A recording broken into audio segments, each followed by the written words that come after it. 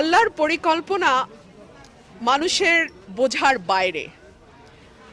আল্লাহর এই পরিকল্পনায় আমার বাবা ৭৩ সালে আওয়ামী লীগের জোয়ারের বিপক্ষে স্বতন্ত্র নির্বাচন করেছিল।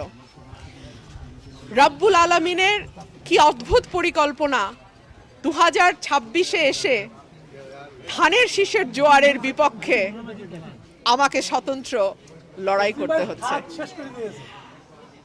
আল্লাহ পরিকল্পনা এবং তার বাস্তবায়নের প্রক্রিয়া মানুষের বোঝার বাইরে। সো আমি দেখব আল্লাহর কি পরিকল্পনা রাখেন আমার জন্য।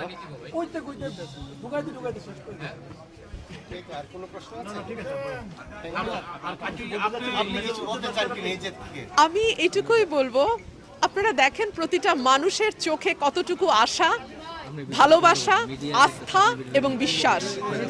আমি বাংলাদেশের সকল মানুষের কাছে দোয়া চাই, আমার এই উপজেলার মানুষ যেই ভালোবাসা এবং আস্থা, বিশ্বাস আমার প্রতি রেখেছে, আমি যেন তার উপযুক্ত প্রতিদান দিতে পারি। আলহামদুলিল্লাহ, আমি অত্যন্ত আশাবাদী।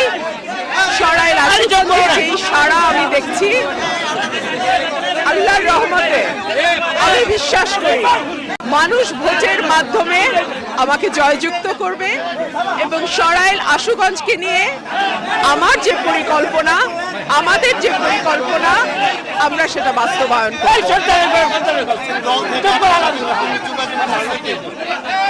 এত বড় দল, তাদের অনেক ব্যস্ততা আমি বুঝি। সেটা ৩০০ আসনে প্রার্থী আছে, তারপরে জোটের সঙ্গে আলোচনা আছে, তাদের এখন অনেক কর্মব্যস্ততা, আমাদেরও অনেক কর্মব্যস্ততা। আমারও এই দুটো উপজেলায় মানুষের প্রার্থী হিসেবে জিতে আসতে হবে।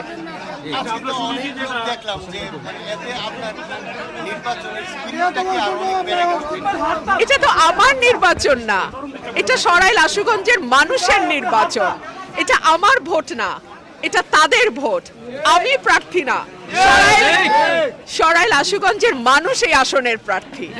সুতরাং আমি যদি এমপি নির্বাচিত হই, আমি বিশ্বাস করি আমার ৫.৫ লক্ষ ভোটার যারা আছে তারা নির্বাচিত হবে।